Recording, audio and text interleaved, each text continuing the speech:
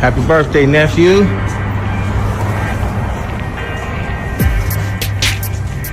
That's simple. A lot of like to spend their money. We love to spend our money. We can't take none of this. None. Ain't no armored trucks pulling up at no funerals. Simple. So you better enjoy this. A fool and his money will park. We do this. So Yeah. So look, I do want to do a BMF film because you've been entertained by a lackluster, small budget series. Now it's time to do a big budget film. Lil Meech just shook the whole hip-hop scene to its core.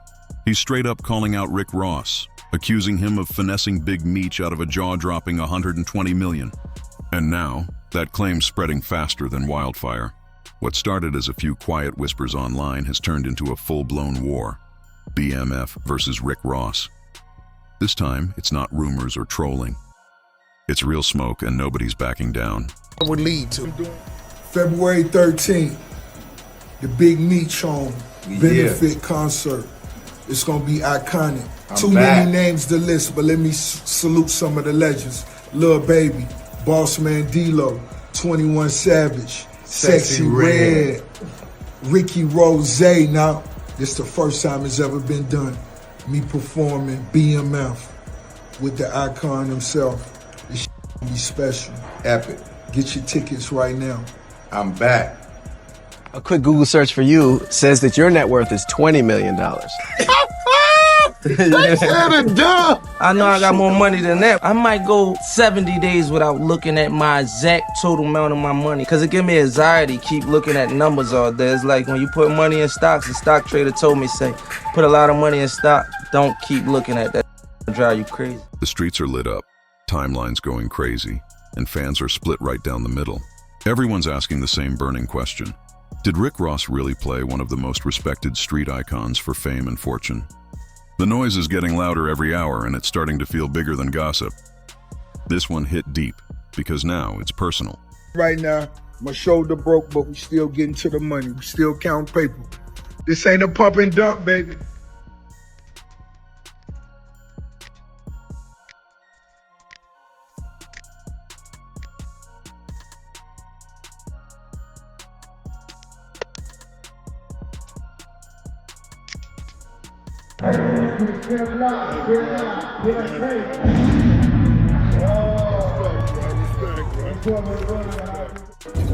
Think about it. It was all part of the plan.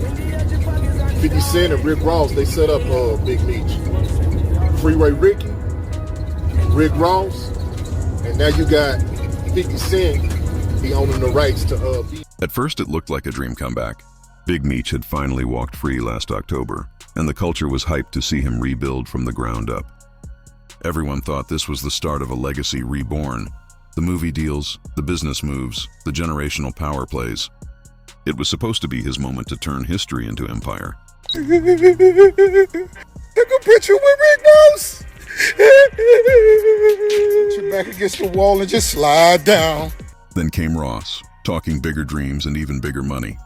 He claimed a $120 million film deal was already in motion, vowing to turn Meech's life story into a full-blown Hollywood empire. On paper, it sounded like destiny. Movie contracts, luxury partnerships, and a worldwide franchise stamped with the BMF name. But insiders say behind the scenes, it was nothing but smoke and mirrors. No deal, no budget, no signatures, just noise, hype, and headlines. Ross take a shit a couple weeks ago about a girl that you're not even with no more. We wearing Travis Scotts all week. What is it with you and Ross that's just been going on for so long? Nothing else works. For him, outside of mentioning me. When things get bad, you mention me. It gets covered further. I get covered across the board. They get covered on the hip-hop blogs. It is what it is. And you watch because I have nothing else to say. You just see it happen periodically as it goes. You know, you see that big white elephant, that property he lives at? It costs more than the nightclubs. He's in the nightclubs. What kind of rich cut his own grass? Why you out there cutting your own grass? You trying to save money, nigga? You don't want to pay for the lawn to get cut, huh? Ain't nothing wrong with cutting your grass.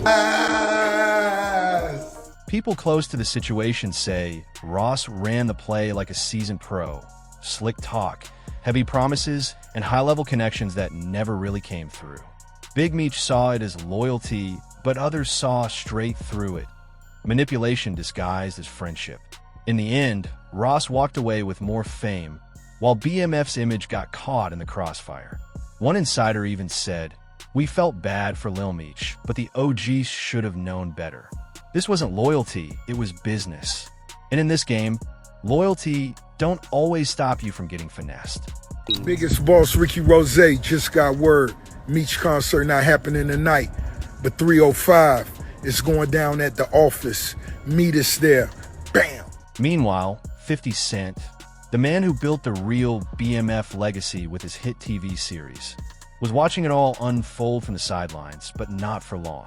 From the start, 50 put his money and effort behind that project, funding everything, training Lil Meech, and turning him from a street kid into a certified star.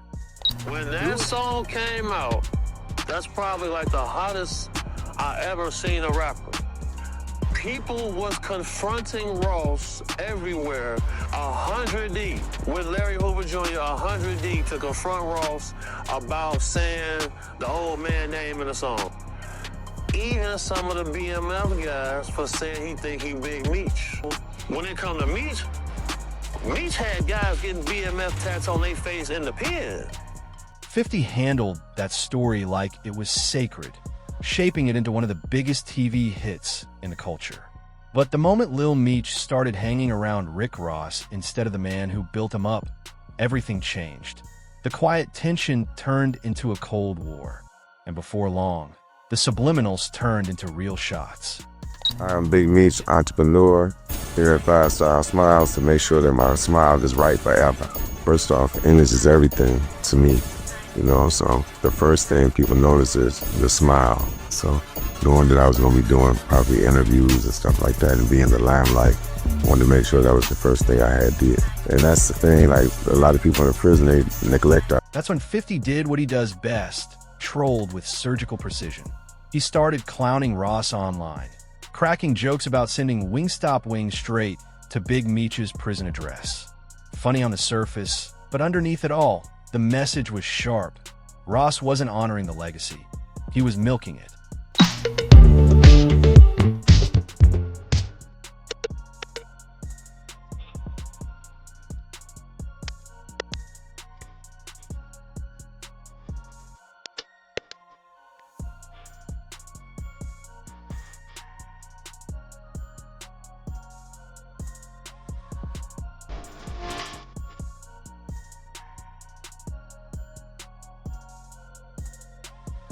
Then 50 turned the heat all the way up. Things got personal fast. He started exposing details fans had never heard, saying Lil Meech came to set unfocused, slipping up, even getting sick during training. He joked about finding whippets in Meech's truck, laughing that he had to Google what they were. It was messy, but 50's goal was clear, to draw the line between focus and foolishness. Yeah. So look, I do want to do a BMF film because you've been entertained by a lackluster, small budget series. Now it's time to do a big budget film. Which director? Shout out to my homie F. Gary Gray, Antoine Foucault, what's up? Tarantino. It's a lot of legends. This is gonna be big, I can feel it. I'm just talking. The message behind all that trolling was loud and clear. 50 wanted everyone to see he was the only one treating the BMF legacy like grown man business, while the rest were turning it into a circus. Take a picture with Rick Ross. You like a hoe, nigga. Put your back against the wall and just slide down. Meanwhile, Lil Meech kept popping up beside Ross. All smiles, hitting clubs, snapping photos, acting like everything was cool. But the streets weren't buying it anymore. To them, it looked forced, a friendship powered by ego, hype, and empty promises. February 13th, the Big Meech benefit concert. It's gonna be iconic. Too many names to list, but let me salute some of the legends. Lil Baby, Boss Man D-Lo, 21 Savage, Sexy Red, Ricky Rose. Now, this the first time it's ever been done. Me performing BMF with the icon himself. It's gonna be special. Epic. Get your tickets right now. I'm back. It didn't take long before fans started switching sides. Even Tony Yayo spoke up, reminding everybody who really held it down from the beginning. 50 Cent. No gimmicks, no fake love, just real guidance and solid loyalty. You took a picture with Rick Ross. Put your back against the wall and just slide down. But once Lil Meech made his choice, the cracks started showing fast. The money slowed up, the fame started slipping, and frustration crept in. That's when Michael Rainey Jr., better known as Tarek from Power, jumped in with one viral comment that broke the internet. He said he didn't feel sorry for Lil Meech or Big Meech because grown men should have seen this coming. That clip spread like wildfire. Meanwhile, Ross kept promoting his shows like nothing happened. February 13th, Miami, Detroit, ATL, get your tickets. Acting like business was booming. You took a picture with Rick Ross. Put your back against the wall and just slide down.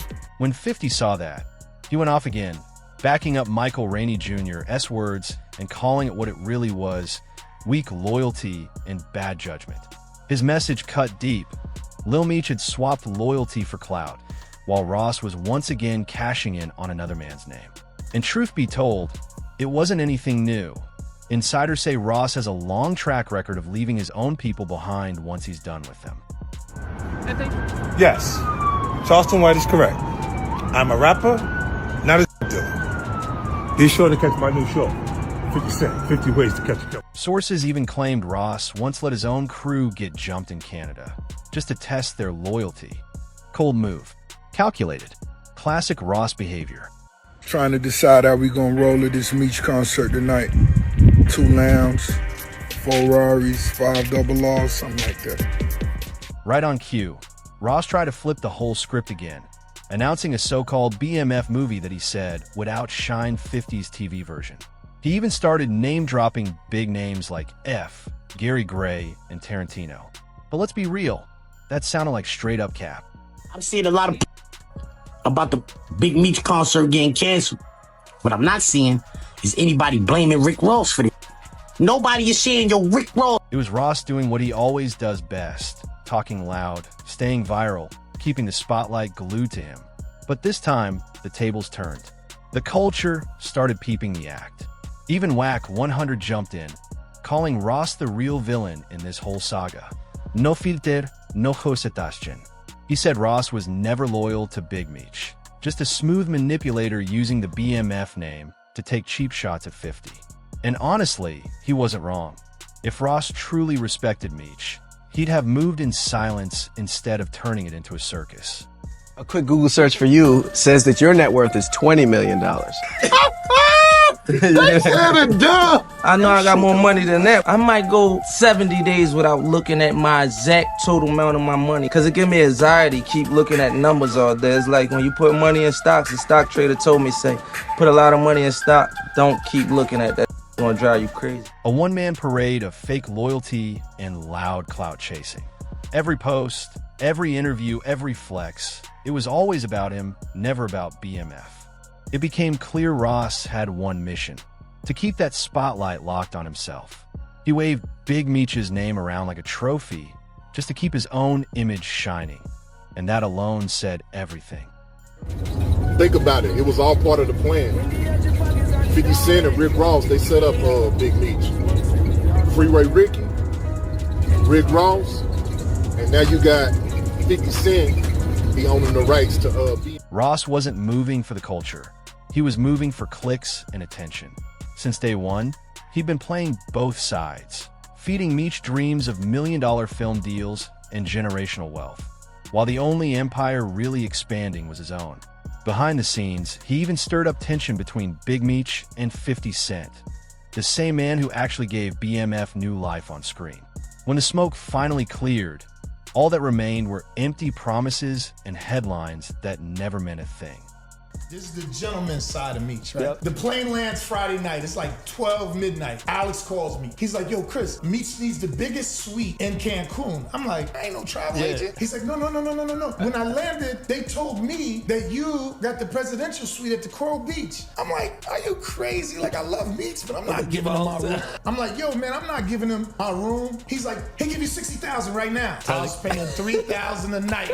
He had that Friday, Saturday, Sunday, and Monday. But here's the gentleman's side of Meech. I switched to another suite. I get a phone call. I'm like, yo, what's up? Who's this? He's like, yo, is this Chris Latimer? I'm like, yeah. He's like, yo, we up in the presidential suite. I got some messages from you. I'm like, all right, cool, man. Tell me what they are. And I'm like, yo, brother, man, thanks a lot, man. Yo, tell Meech, good looking out, man. He's like, Chris, it is Meech. That's important because a lot of people don't understand. To get to the top, you have to pay attention to every small detail. Okay. And knowing me calling him hear my voice, he knows the kind of man that I am.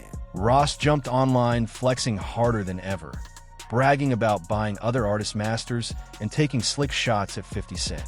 He even claimed he could buy 50's entire catalog whenever he felt like it. Then, just to stir the pot, he threw shade at Lil Meech, saying 50 had to pull him out of Detroit just to teach him how to act. It was a petty move meant to embarrass both of them, but instead it only exposed Ross's obsession with being the loudest man in the room. When the hype cooled off, Ross did what he always does, disappeared. He ghosted Lil Meech the second things got messy. That's when the whispers started. Insiders said Ross was the real reason behind the cancellation of Lil Meech's Welcome Home concert, the same event fans thought 50 had blocked. But according to people close to the situation, it was Ross pulling strings from the shadows, quietly stopping Meech from getting his momentum back. Because the truth is, Ross didn't want him shining again. Not when he could keep playing the hero online. That wasn't loyalty, that was betrayal. Using another man's struggle as marketing fuel. Ross traded Meech's name for clout, for clicks, for headlines. And when the views stopped coming in, he dropped him without a second thought. Lil Meech tried clapping back on social media, calling 50 Cent an internet gangster chasing attention. But fans weren't buying it. They'd seen too much. To them, it looked like he was just cleaning up the mess Ross left behind. Before long, the internet turned it into a circus. Memes, jokes, endless commentary, with Lil Meech painted as the kid who got played in his own story. Painful but real. It showed just how ruthless this game gets when loyalty meets money. Because if you look close, Ross's pattern never changed. Every time he links up with someone who already has respect, chaos follows, bad business, broken loyalty, and fallout. Just look at Maybach Music Group, Meek Mill, Whale, Gunplay. They once stood proudly under Ross's banner. But behind the scenes came the stories of missing checks, shady contracts, and frustration that boiled for years. Ross always played the part of the generous boss in public, but behind closed doors, it was never about teamwork. It was about control. Never unity, just ego. And by now, that pattern had become impossible to ignore. If Ross really respected the BMF legacy, he would have moved in silence, building with Big Meech behind closed doors, honoring that name with integrity. But instead, he went loud in public, knowing exactly what would happen. He knew 50 Cent would bite back. Because this wasn't just about business. This was pride, ego, and power colliding head-on. 50 didn't jump in for clout. He was protecting something real, a brand he built brick by brick. Ross knew that, and still poked the bear, because attention has always been his favorite currency. Even Meek Mill, once Ross's right-hand soldier, saw through the game and walked away. He realized MMG was never designed for everyone to win. The spotlight had space for only one man, Rick Ross. And now, that same old playbook is being run on Big Meech and Lil Meech. That so-called $120 million empire deal that was supposed to change everything? Just smoke and mirrors. Another headline hustle that never existed. Meanwhile, Ross cashed out in the only way he knows. Free promo, new interviews, viral moments, and a fresh batch of followers. But once fans started connecting the dots, the pattern became clear. Every time Ross's buzz starts to fade, he latches onto someone with real credibility. He did it with Drake, with Meek, with Larry Hoover's name, and now with Big Meech. But while Ross keeps chasing clout, 50 Cent keeps building empires. 50 turned real stories into billion-dollar franchises. Power, Raising Cannon, BMF. He took pain and flipped it into profit. Legacy into legacy building. Hustle into history. That's the difference. One man builds, the other borrows. And the streets see it now. They say it straight. Ross is playing checkers, while 50's playing chess. One moves for longevity. The other moves for likes. One builds legacies. The other builds headlines. And through all that noise, the truth's only getting louder. Every time Ross steps into someone else's world, that world ends up broken, divided, and left behind, while he walks away, grinning for the cameras. Because Ross's strategy never changes. He feeds off other people's names, flips their pain into his own spotlight. The question is, how many more gotta fall for it before they see the pattern? Every time someone stands next to Ross, they learn the same hard truth. Loyalty fades. Clout lasts longer.